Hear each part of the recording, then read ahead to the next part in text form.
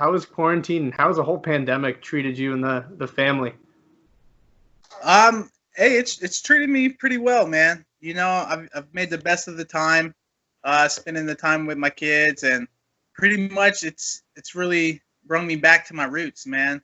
And you know, learning how to just get everything done that needs to be done, all the small things that need to be done that we're overlooking every day because we're so busy doing other things, man. So it helped me be able to focus on like the smaller things, and it's actually made life much happier and more enjoyment. So it's actually been a good benefit to us. Yeah, I find a lot of guys who especially train, I find that they the guys I've been speaking to, they said like I needed this and I didn't even know. It's just like a Okay. mental refresher that they overlook sometimes just by all the physical, nonstop physical training. And they said like the mental Absolutely. break was nice. For sure, man. I've had shoulder pain for 10 years, man. Just this little time off, man. It's like now I don't have any pain in my shoulders, and I'm back training hard. I'm stronger than I've been in a while, and you know, like I said, training is getting even better. It's back. I'm back on the go, and yeah, I'm just gonna be getting in the best shape now, man. What has training been like as a whole throughout the entire thing? Obviously, I think I'm in Canada, so the gyms here are all shut down. They just opened them up now, but not contact. Okay. What's it like there? Well, the gyms were shut down. They just recently opened back up, but you know, like I said, it brought me back to my roots. So I figured out how to, you know, use the basics again. You got to get back to the basics. Running outside, push-ups, sit-ups. I didn't really have any equipment besides a heavy bag, and I got like an Olympic bench. But other than that kind of stuff, man, it's like I went online and tried to order some things, but you know, everything is sold out. So you pretty much had to just, like I said, get back to the basics, man, and use what you got, man. And those, like I said, that's part of the small things when it comes to training. Everybody forgets the basics because we evolve so fast, and training evolves, and we start doing things, and we start forgetting about the things that we need to be doing more often. And that's, like I said, punching the bag, push-ups, sit-ups, just free weights, things like that. Shadow boxing is the most important because I feel like shadow boxing is way more important than any type of mitts or heavy bag because you're punching and you're moving. You know what I mean? You're not just standing in one spot hitting a bag that's swinging back and forth. You're not having somebody call the punches on a mitt. You know what I mean? You got to know how to. It's like an actual fight without somebody being there. You know what I mean? So I would say shadow boxing was one of the most important things I needed to get back into. So, like I said, it's coming along well, and I think it's gonna benefit me in you know, my upcoming events, man. So I'd like to talk a little bit about your MMA journey, because I mean, realistically, a lot of us, I was a huge Ultimate Fighter fan. A lot of us um, found out about you, and I guess knew about you for a long time now. But it actually surprised me. You're only 32, right? Yeah, Yeah, correct. I was like, man, I feel like it was so long ago. Oh, I know, right? How did you get started into MMA? uh, well, I mean, MMA. I started. I think it was back in 2008. I took my first amateur fight, and I grew up wrestling my whole life, and just I loved boxing and I loved wrestling, but I didn't really know about MMA. And then, you know, one day I was watching, I think it was Chuck Liddell and Tito Ortiz, or maybe Ken Shamrock and Tito. It was one of those fights, man, where that's like the first MMA fight I watched. And then after that, I was like, man, how do I get into that? I'm trying to get into that. And I ended up in Mansfield, Ohio, where my dad is. And I was on a local TV station, and there were local fights, like MMA cage fights. So I was just like, I looked up the name of their organization, which was the NAAFS. They used to be one of the biggest promotions here in the Midwest, and I hit them up and gave him my wrestling record, which was like crazy. It was like 300 and some 400 matches or something like that. They're like, "Is that your real MMA record? Is that fake?" I'm like, "Well, that's my wrestling record. I don't have any MMA fights." But they were like, "Okay, that's good. So we'll get you a debut." And I took it August of 2008. I got my amateur debut, and that's how I begun, man. Like I said, I was living with my dad, and I hung a bag in the garage. Pretty much, like I said, backyard thing, man. And my dad taught martial arts for many years of his life, so I got him involved in it as well. So it was perfect little father-son little team thing through the amateurs and even up to the pros, man. Yeah, So, at that point, like you mentioned, Chuck Liddell, Tito Ortiz, a lot of those guys were specialists. Nowadays, people are learning straight off the bat. They're 5, 6 years old, learning MMA as a for whole. sure. What do you Right. do now to adapt to make sure you stay relevant and make sure you're up to date and you're adapting to the new game? Well, adapting, it comes naturally, man. If it's what you do, it comes naturally. You know what I mean? Like when it comes to fighting, the combinations or different things that come, it'll just trigger your mind and you'll think about it and you'll just know like, okay, well, there's a reason I thought about that. So you just got to kind of capitalize on your thoughts, man. You know what I mean? And when something crosses your mind, you go with your gut instinct, like I always do, and just.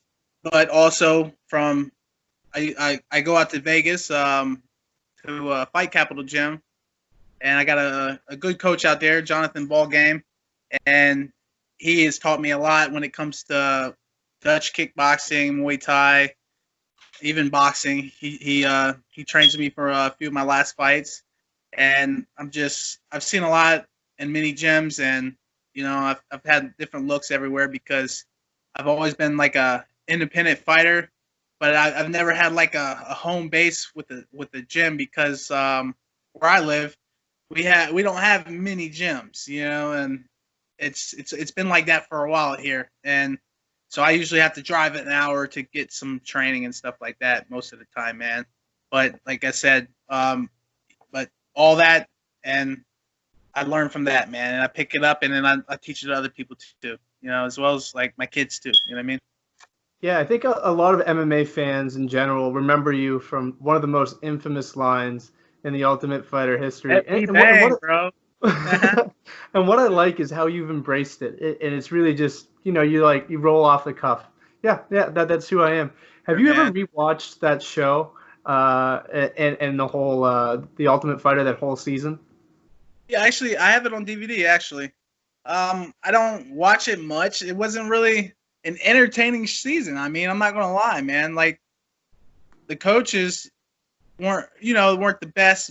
I mean, Shane Carwin's an awesome guy, Yeah. but nothing bad about Roy Nelson, man. But it wasn't my cup of tea. That's all that I'm gonna say about that. But he was a good guy, and we got to meet many great athletes and world champions. So the experience was great, man. The experience was great, but when it comes to that season 16, I wouldn't say it was too entertaining. Besides the drama, you know what I mean, and a few of the fights were good, like some of the guys, but other than that, the drama pretty much stuck out the most. We were me and my buddy Colton Smith. He's the one that won the show. We were teaming up, doing pranks on guys and stuff like that, just to keep the fans viewing, man. And it's a good thing we did stuff like that because some of the fights weren't matched up as good as they could have been. A lot of guys got matched up equally, so the fights weren't what the fans wanted to see, man. It was more of a grind fight and pretty much filling out and trying to win. You know what I mean? Yeah. Instead of going all out there and not giving a damn what happens, just go for the gusto, what Dana likes. But that's just how we got matched up in the fight, man. But yeah, I haven't watched I've watched the Let Me Bang Bro a couple times, but I mean it gets posted so much, you know what I mean? But I don't like it myself. But like you said, I've embraced it, and it's never gonna go away. Like it just got posted the other day, and it's at like 8 million views now, man. So it's nothing that I can hide from. So I have to embrace it, man. And I don't, it's not a bad thing. Publicity is publicity. What matters is filling those seats in the stadium, making sure people tune in and buy the pay-per-view. That's what really matters, man. And all my fans and my family, everybody, my coaches, they know every time I go out to the ring, I'm going out to bang, man. I'm going out to put on a show. And it ain't just for myself, for the win. It's for the fans, too. I always come out and try to make the fights exciting. You know what I mean? Yeah, so since that time, I think a lot of, I guess, more hardcore fans are aware, but you've had a bunch of MMA fights, but you've also switched to bare knuckle fighting, and you fought three times for BKFC and another time for another organization. What was ultimately the reason behind the move to fighting bare knuckle? As a fan and as someone who doesn't fight, it just looks so like morbid. I'm like, man, these guys are busted up. Like, I can't I imagine know. punching someone bare Hey, knuckle. money talks, man. Money talks, man. Bottom line. And like I said, I was at a point in my career where I was up and downhill, and I had just went to Russia. I had a fight out in Russia about 2 years ago, and I was talking to this guy from out there who was booking my fights for me out there, and he got me a fight in Russia, and I went out there I fought for Ramzan Kadyrov. Is He was actually the dictator of the Czech Republic. He had a Akhmat Fight Club, so that was a crazy experience, man. It was fun though. It was great hospitality, man. They welcomed me open arms, man. They were cool as heck, man. And then after that, the guy hit me up like, "Hey, have you ever heard of bare knuckle?" And I was like, "I mean, that sounds like some old school stuff right there." You know what I mean? I'm like, he's like, "You want to do it?" I'm like, "All right, fuck it, let's do it." You know what I mean? And next thing you know, I'm like, "All right, I've been training. I probably had like 2 weeks to get ready for it, but I just didn't look the guy up until I was about to leave to go to England, and I was like, dude, I'm about to go fight a guy. He's 17-0 in bare knuckle. He's a world champion at 17-0. I didn't even know until I was leaving. And I was just at that point, I was like, all right, well, we're just going to go to England and have a good old time then, because I don't even think I'm going to win this one. But hey, I ended up winning the decision in the guy's backyard, man, and took his belt, man, made him 17-1 on my bare knuckle debut, man. Yeah, I mean That was that's an amazing crazy. Yeah, experience. you're now 2-2 in bare knuckle. Yeah. What's next for you? Did you want to stay with bare knuckle, or would you rather do like an MMA fight, or does it really depend on, like you said, money talks? Yeah, like I said, money talks, man, and I'm comfortable where I'm at right now. David Feldman, he's a great guy. He runs Bare Knuckle Fighting Championship. He's the CEO, and he's a smart man. He's got a good plan, and I'm with Bare Knuckle all the way right now. You know what I mean? I got 3 more fights on my contract, but if I did get back into MMA, I wouldn't mind going into UFC or Bellator or something like that. But I Yeah, train MMA every day. You know what I mean? I train. So I stay ready for any time if I do make another cross back to MMA, which I yeah, plan on in the future for sure, because I didn't give that my best shot at all. So I went on Ultimate Fighter twice, but both times I was pressed for time. You know what I mean? Because I always waited till the last minute. I always waited for the call before I started training, and that's why I always was in a hurry to get ready, and I never had enough time, man. And always, every time I lost a fight, I knew that I could have done something different to do better or win. So I still know when I do step back, I'm a force to be reckoned with, man. And they haven't seen the last of me when it comes to MMA. That's for sure. So they can, just look for me. I'll be coming back, making a comeback here soon, man. But right now, I got 3 more fights with BKFC, and that's what I'm focusing on right now, man. yeah. Chase Sherman just fought about a month ago for the UFC. He's the only fighter that competed bare knuckle and then made it back to the UFC. So before that, a lot of people felt like, oh, if you go to bare knuckle, you're essentially not going to make it back. But I think Chase Sherman Dak really proved Rollins, it. Dak Rollins actually, she went to Bellator, and Yeah, she's in. she was bare knuckle champ too, man. Yeah, she's over in Bellator now too. Yeah, so it really doesn't mean like you're not gonna make it back to the UFC. As for bare knuckle, is there anyone you want next? I mean, as a fan, I'm thinking like Artem Lobov would be crazy. But what is it you want? Yeah, well, Artem, but he's, we're different weight classes, man. I'm sitting at like 185 right now, so I'm thinking more of like a 170-pound fight when it comes to bare knuckle. You My competed last fight, 150.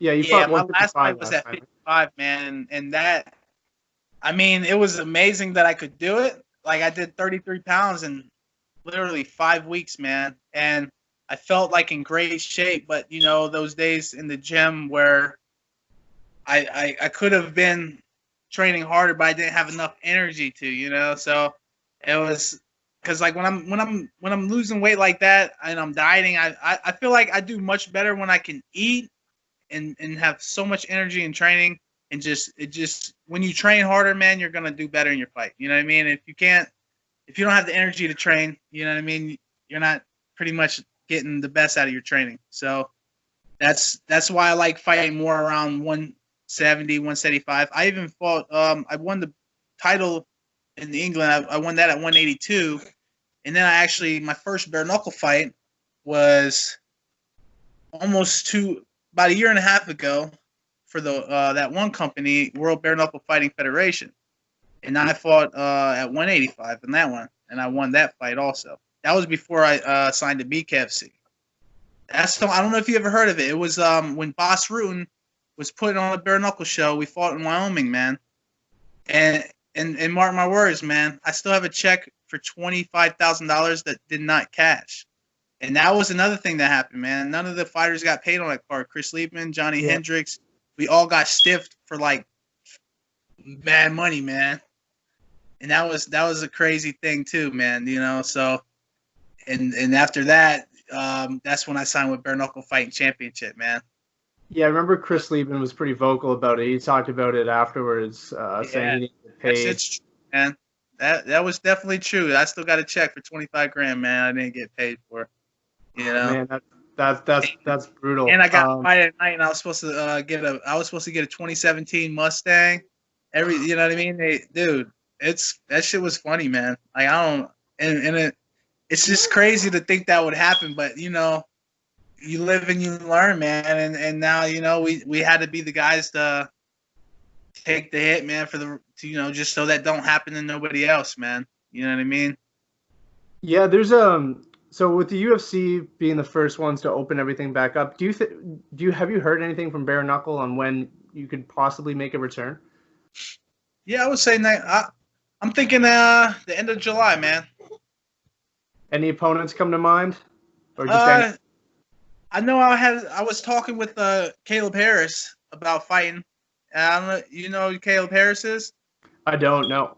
He well, the last guy I fought, Jim Allers. Yeah, I know Jim Allers. He fought in the UFC too. Caleb and Jim fought their last fight. Oh, okay. Oh, Caleb lost to Jim. They went to a 5-round decision. I lost to Jim. So I think maybe me and Caleb might fight. We talked about it, but if we can agree on the weight, you know, he wants 165, but I want 170. So what's 5 pounds, man? You know what I mean? I don't care about weight. I mean, I fight heavier guys all the time. So if he won't step up 5 pounds at 170, then that just shows he's just scared, man. So, but we're looking at Caleb Harris maybe, but I don't know. There's a few other names in the hat too, so we'll find out probably this week. You know what I mean? This past weekend in the UFC, there was a lot of controversy surrounding one fight to open up I'm not sure if you watched it, the Max Roshkop fight, where he begged his corner to stop the fight, and the coach said no, essentially. Eventually, the referee stopped it. However, it wasn't like he was getting mauled or anything like that. It was just very, very unusual. Like, he was just tired, and he's like, I'm done. I can't be here. As a fighter, what's your thoughts? I mean, obviously, you don't want to see that as a fan. But hell no, that's some hoe shit right there. So, dude, like, really, you better suck it up, man. Finish that fucking fight, or go out there and tap out or something, man. Like that. So, as a fighter, you think the best thing to do as a coach, because a coach is the one that got a lot of criticism, Robert Drysdale, because he encouraged it. If that was you and you were like, you know what, I'm tired, I can't do this anymore, and your coach forced you to go back in there, what would you do? Is that like, coach, like, I said no, or is it? You wouldn't have to force me to go back in there, but if I was coaching a guy and he did that, I would encourage him to go back in there, unless I would be like, dude, are you hurt? You know, are you injured? Do you feel like, you know what I'm saying? Or are you going to pass it? Anything like that. I would make sure he's physically okay, medically okay. But if you know, if he said he was like dizzy or something like that, then I would be like, all right, you don't have to go in there. But if he's just feeling sorry for himself, or he's just tired and don't feel like taking the ass whooping this if it's coming to him, you know what I mean? Or if you got to dig deeper, man, and get the win, like we're gonna put him in there. I'm gonna force him back in there. Like, get your ass in there and finish that fight, man. You know, or you can tell the ref that you're done. You know what I mean? Like, fighter can tell the ref if he's done. The coach ain't got to do it. But you know, that's hard to do, man. I mean, that's hard to say though, because it didn't happen to me. But you know, I don't know. I know I wouldn't quit though. It don't matter, man. I got my jaw broke in England, man. In my second bare knuckle fight, I got my jaw broken the first round, man. I fought the whole fight, dude. Yeah, the bare knuckle guys who are willing to do that, I think it's crazy. Like you saw it with Artem when he fought Paulie Malignaggi. It's not regular boxing. It's for sure. Yeah, man. It's a brawl, man. It's a street fight, dude. You know, but it's technique to it too, man. Because you just, like you said, you can utilize a clinch, even like a tie clinch, pretty much like one hand. As long as you're punching with the other hand, you can pull the head down. You can underhook with the arms. So it's got a lot of dirty boxing in with it. But I think, man, it's a good sport, and I think it's going to go a far way, man. Literally, like, the worst thing, well, yes, my jaw got broken over in England, but that was some fluke stuff, man. It wasn't even a hard, tough punch, and that's when they were wrapping over the knuckles, and they don't wrap over the knuckles here in the U.S., and I don't think they do over there anymore either, because pretty much we're like, yo, that's not real bare knuckle if you're taping over the knuckles, you know what I mean? So BKFC doesn't tape over the knuckles, they just tape your wrist. Make sure you don't break your hands. Pretty much that's the main thing, is to protect your hands, not your opponent's face. And that's one of the worst things coming out of the bare knuckle fights are your hands too. So, like, I've come out where my hands were worse than my face. You know what I mean? Yeah, I mean, I'd imagine my knuckles would break first punch. Yeah. So you got to kind of, you know, most guys, you want to work for like the body shots and stuff like that.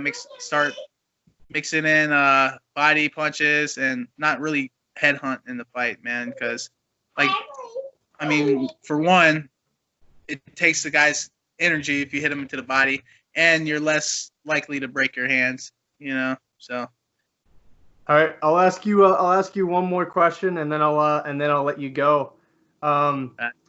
So throughout the quarantine, obviously, there's been a lot of time on your hands. What were you doing to stay occupied? You mentioned you were training and all that stuff, but on your downtime, was there any TV shows you were watching, any video games you were playing? What were you up to? Yeah, I play Call of Duty. Like, I play zombies, man. I like zombies. I play Madden. My daughters, I got 4 kids, man. So I got 4 girls, and they keep me busy, man. So I always find something for them to do. And, you know, I've started training them during this quarantine. I've started working with them a lot more than I was before. They're getting better with their I got some mitts, so I'm getting their hands, their feet together, man, and they're actually coming along pretty good, actually really good. So I've just pretty much just used the time in a positive way, man, and just not fall behind. Don't let the time make you fall behind. You know what I mean? Use it to your advantage, man, because a lot of people aren't going to be doing what you're doing, man, because temptation, you know what I mean? It's easy to just sit around, you know, especially if you ain't got to do nothing. So you gotta force yourself to get up and stay busy, man, and keep going about your everyday life. You know what I mean? Stay off that news. You know what I mean? Watch the real news, man. You know what I mean? Like what you're doing right here, this is real news. So, you know, the fans gonna respect that shit. And, you know, yeah, just stay positive, man. Everybody keep positive thoughts, man. You know what I mean? That's all I could say. Like, you know, pray to God, thank God for every day you wake up, man, and stay positive, man. Keep the positive thoughts, positive vibes. Don't let anybody say something negative, man. They don't belong around you. You know what I mean? If you need people that's gonna bring you up, man, not bring you down. So, you know what I mean? That's just positive thoughts, man. We all gonna get through this. You know, we're the best country in the world, man. Right now, like, we love it, man. We're gonna fight for ourselves. We're gonna fight for each other, man. We just gotta stick together. That's all, man. All right, man. I appreciate you taking the time. Can't wait to see you fighting again, whether that be in MMA or bare knuckle. Doesn't matter to me. I just want to see you fight. Um, and stay safe. Keep washing your hands and don't get sick. Straight up, man. Hey, thank you so much for having me, man. All right, man. Appreciate All you the best. guys, and keep you updated on the upcoming fight. Like I said, probably gonna be the end of July, man. All right, I'm looking forward to it. All right, man. Thanks again. Shout out to Canada, guys, man. Shout out to everybody. Everybody tuning in. Thank you, guys.